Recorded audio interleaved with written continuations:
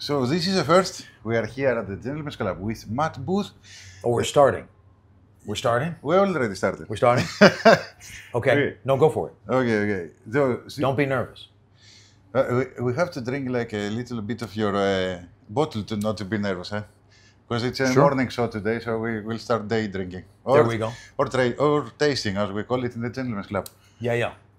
So we are here with Matt Booth. He brought me a very nice little astronaut called Johnny Tobacconaut. Mm-hmm. And this is my first Yeah. from your collection, Room101. Yeah. And No, I'm very excited to share it with you. This is 100% one of my favorite blends that we've created throughout the entire course of our journey in cigar making, both passionately, creatively, and professionally. I know you like it because I have seen you hugging a very big statue of the true. Johnny astronaut.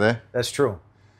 Yeah, Johnny Tobacconaut has become kind of, although he wasn't our first sub-brand icon that I created, he did stick. Yeah, he said people seem to be very receptive to him and to the concept of, intergalactic tobaccos, Very nice one. Yeah. I think Elon Musk will be looking for your crops in Mars or something. As long as the check clears, Okay, let's go from the basics. Room101. It's meant to be, my rendition of this thing that I love very much, right? So this is a reflection of kind of how I interpret this, both in partnership at a factory level with my blending partners, as well as the way that I aesthetically represent our products with its trade dress. What are your partners? Who did you meet up? I mean, I have heard some names, but I would like to share with Gentleman's Club. Currently we work with our dear friends at Hoya de Nicaragua. Shout out to Juan. And Freddie and AJ at AJ Fernandez. Also, Weber, Don William, of course, and Henderson at William Ventura in the Dominican Republic. And how do you do that? You go to the factory there, you pick up the leaves, walk us through, it depends on what stage of development the project is at. There are some products that we've built effectively on the chassis of a pre-existing blend that we created together years ago. But you tune it. Modification, right? Evolution of that product, Like the cars, you put pink lights underneath. Yes, always the pink light. And a big exhaust. Boom, boom. Pink light on the G-Wagon. Or lavender. It's actually lavender, right? It's more of a purple. Yeah, it was like Need for Speed 1, the pink light. Now it's lavender. Oh, okay. Yeah. So, but from base level, from sea level, the beginning is to smoke individual varieties of tobacco, right? Independent of any interference from marriage to another component or variety of tobacco, and kind of begin to understand their individual personality, right? And from there, you can start blending. You can begin to understand maybe, hey, these two potentially will become friends with each other. And then you mix those 50-50, right? And then you take it from there. You find, okay, this is a nice variety. And then you have this is 10 years old, this is 5 years old, this is 3 years old. Do you play with aging as well? Typically what we do is we try to find things that will marry together in real time, right? So whether there is advanced aging applied to it, or it's just ready to go out of the box, right? I think that the idea is to find components that will play the appropriate part to the bigger picture that you're looking to create, Nice. Yeah. I want to go back to the beginning. 101. Okay. Yeah. Can you tell us a thing or two about the name? And actually, what is the Room101 in your software books? And why did you pick the name? And did you pick the name for that matter, or? No, I picked the name. The name was directly inspired by George Orwell's work, 1984. And it is a small nod, quietly. Some people pick up on it and others don't. Now the secret's going to be out, of course. But, the gentleman will know. The gentleman That's why will they know. follow us. Gentlemen know. for sure. And the idea, this story, the Cliff Notes, essentially, if you're not familiar with the story, is that the man is working to eradicate and euthanize freedom, individual freedoms of creativity, expression, individuality, right? And this Room 101 is a chamber in the government facility where they conduct your final deprogramming. It's very, very scary, I know. But the reason behind naming the brand Room 101 wasn't to, it wasn't like I was naming a death metal band. I was trying to make something very frightening. It was more like that I'm a champion for, creative freedom, individual expression, and the freedom to do so, and so that's why I named our brand Room 101, because we're, guerrilla creators. I like your style. Let's talk about. Let's not talk about. Let's try your the cigar. I have it here in my hands like a lot of time. I was smoking. I will take the gentleman's approach and cut it with a straight cutter. Okay. I know you prefer it the old-fashioned way with a fingertip. I just pull the end off. Yeah. I've gotten in the habit of doing that. Okay, talk to us about your habit, about your ritual. How do you smoke your cigars? How do you cut in a light? Where do you smoke them, and what do you pair them with? I mean, typically, from my own personal experience. I'm sorry. Let's give you the lighter. Thank you. Light it up and then tell us about it.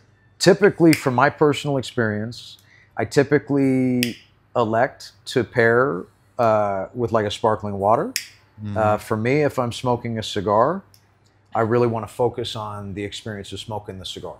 So I don't want interference from different spirits, etc. Although I understand and respect the idea, the concept behind pairing, and how you can amplify and elevate different characteristics. It's actually very endlessly interesting if you go down that It is a difficult job, but we are doing it in the Gentleman's Club. We are trying all the combinations, all the wrong ones. Because if we find the right one, we do not taste it again. We know it's there. We are going to try new stuff. So we do have to do the dirty job of finding, tasting all the mistakes. And then when we find, we can tell our gentleman here, you can try this and this, and this will elevate your experience. But you, as a cigar creator, you have to have a clean palate. And and also, I mean, down to, depending on what your creative cycle is, whether you're sampling. I will borrow your lighter, thank you. Your lightsaber is out. Yeah. Depending on where you are in your creative cycle, if you're sampling or basically test smoking, either blends or different types of tobacco, to, maybe you're doing that from home base, and then your next point of work is you're going to then take that kind of current information while it's fresh, and you're going to go to factory level, and you're going to kind of go into the trenches creatively with your blending partners. I think that, then you would need to really abstain from smoking for a certain period of time, because you want to have as much mouth stamina as humanly possible. You want to have. You were talking, but I was enjoying this cigar. This is fucking awesome, bro. Did you? So you got distracted? Yeah. Did you get distracted? Yeah. It was like creaminess, and like a big nice puff of creaminess. Yeah. This cigar has a great deal of sophistication, cream, transition, and well-rounded. Yeah. Nice draw. Yeah. No, the construction. All elements of the cigar have to be correct. Its appearance, its construction, its composition, because all of these contribute to its performance under combustion. You do the quality control also? You have to have strict standards for a cigar to get out with your name on it? Yeah, of course. But I mean, this is why we also work with competent and responsible manufacturing partners that, that are, and when I say partner, I mean that in every sense of the word. Like, they are there as the day-to-day watchdogs of our production, along with the rest of their clients and their own personal productions, to make sure that, the I mean, really, our standard of quality is their standard of quality. You know, I wouldn't work with someone that I felt had a standard of quality that was sub. So your job is to like find all the right components, the ingredients, like a chef, and then you give out the recipe and you ask for this specific recipe for from your partners. Well, my style is a little different. I didn't grow up the son of a tobacco farmer or blender. You know, I fell in love with this later in life, and as a byproduct of this, you know, brand expansion in the West Coast. On the West Coast, right? So, you know, my journey as a cigar maker, manufacturer, brand architect, whatever you want to call it, you know, part of my main focus has been to always find true partners that I can align with creatively, that can help me translate my wants, my needs, my desires in terms of the way I want the cigar to perform, the way that I want the smoking experience to be, ultimately, for the end user, to their, you know, sometimes generational catalog of knowledge in terms of what material components will produce this, right? Together, after marriage, after treatment, after age, and under combustion. Let's talk about this specific one now. Please do. Wrapper, binder, filler. Yeah, this one's actually pretty easy. Wrapper is a beautiful Connecticut from Ecuador. Okay, very nice color. Brought to Nicaragua. Wrapper or binder, filler, all varieties of Nicaraguan C98 from AJ Fernandez Farms. So that's Criollo 98, including the binder. The fillers are from 3 regions: from Condega, from Esteli, and Jalapa, all in Nicaragua.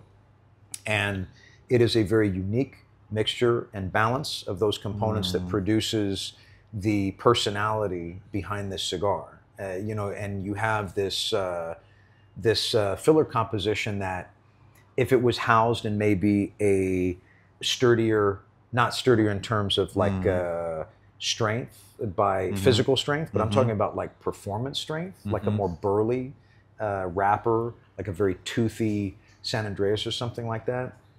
This cigar would be completely different, right? This has, you know, like you called out before, it has cream and sophistication and transition. Transition is a big word because it's very difficult to make a cigar with transition. People really enjoy it. And what's the secret about how do you make nice transitions in cigars? So the goal is never really to seek transition, right? The goal is to make, well, at least in my experience, my personal, my personal target is to make a great cigar, right? Then the added bonus is you discover this transitory nature to the smoke. Sometimes you do, sometimes you don't, right? Some are very kind of monochromatic throughout the whole experience. But many cigars, you know, behave, you know, as you continue to pull the heat and the smoke through the cigar, you know, as you're burning it. But, correct me if I'm wrong, but we are not smoking the tip. We are smoking actually the rest of a barrel that it is heating up and bringing us some nice oils from 100%. The leaves. 100%. And so by the time you get halfway through, you have altered the composition, altered the nature of what's coming behind that fire, right? Or that the fire's coming behind, whatever. Fire behind and front, you get what I'm saying. It's like whatever the fire is empowering. We have a different barrel. More oil. That's why you have a nice oily wrapper here. Eh? This is cigar science. This is Robusto size, actually. That's a true story. And what cigars are we going to find in Greece from your brand? So in Greece, from Room 101 Cigars, very soon you're going to find Johnny Tobacconaut, which we're smoking here today, and Farce Habano, as well as Farce Nicaragua. So you're going to have 3 different factories behind these powerhouse cigars. You're going to have AJ Fernandez manufacturing Johnny Tobacconaut.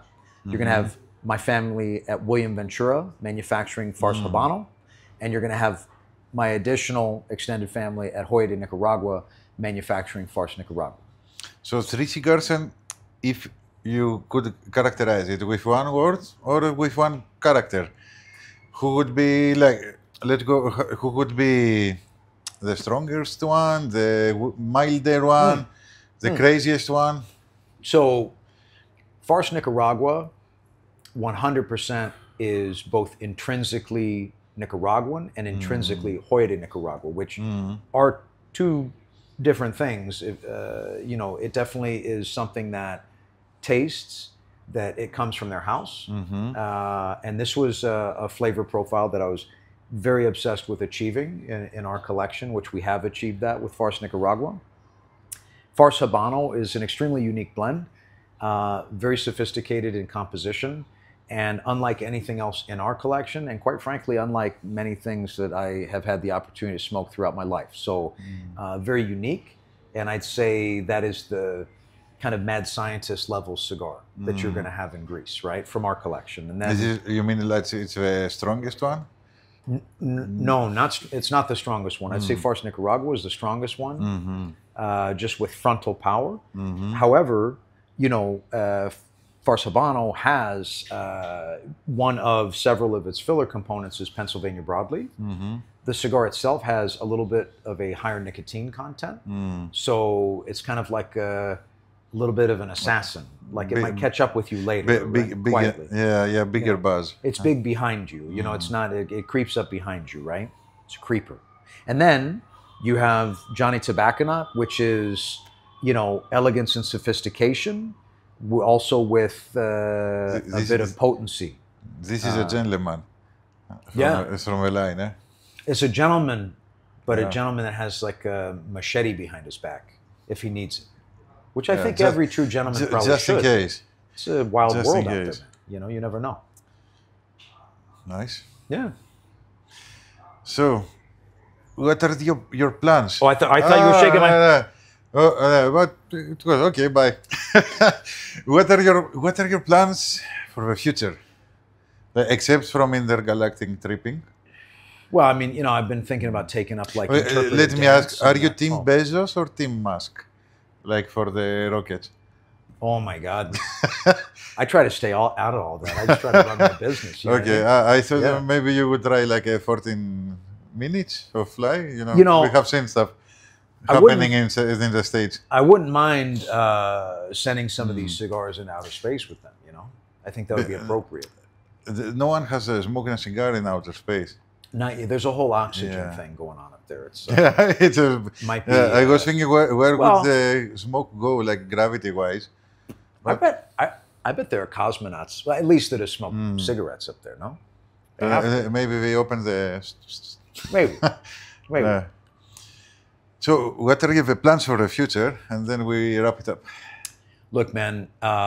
Very simply, the future is to expand our lifestyle collection across all of our categories globally, and bring it to the forefront of the minds of any consumer that is ready, able, willing to accept. Right?